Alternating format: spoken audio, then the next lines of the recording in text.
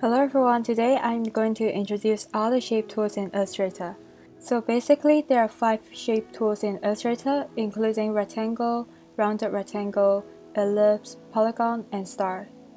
And there are 2 ways to create these shapes.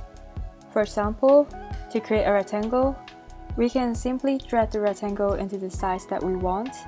And secondly, by clicking the upward and then type the width and height that we want. And instead of using rounded rectangle tool, we can click the white circle here and drag it to the angle that we want. And if we want to create a perfect square, simply just click shift when we're dragging the shape. This applies to circle as well. When we want to create a perfect circle, click shift with the ellipse tool and we can get the same width and height. And for polygon tool, we first click the upward and select the size that we want, such as triangle, rectangle, pentagon, hexagon, and so on.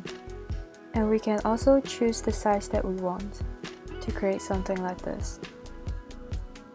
And lastly, for star tool, we can click the upward and select the 2 radius. Radius 1 represents the outer angle and radius 2 represents the inner angle.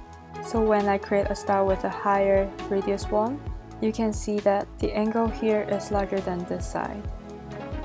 And when I increase radius 2 for a bit, you can see that the inner angle is much wider than the previous one.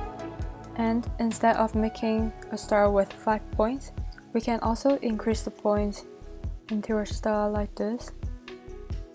And to adjust the angle for that, we can click the direct selection tool right here and then click the white circle to make it more rounded. So this is all the shape tools in Illustrator. And these are really important in creating vector art as they are the basic elements of all the artworks. So thank you for watching today's tutorial. If you want to learn more about Illustrator, follow my Facebook and Instagram link down below, subscribe to my YouTube channel, and I'll see you next time.